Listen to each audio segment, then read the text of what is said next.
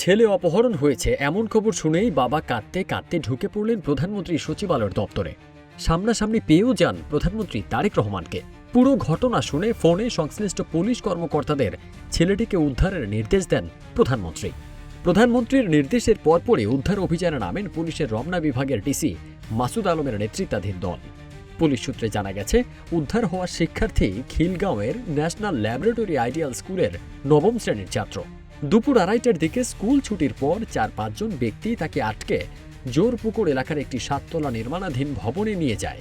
সেখানে তাকে মারধর করা হয় এবং তার বাবার ফোন নম্বর নিয়ে 50,000 টাকা চাঁদা দাবি করা হয়।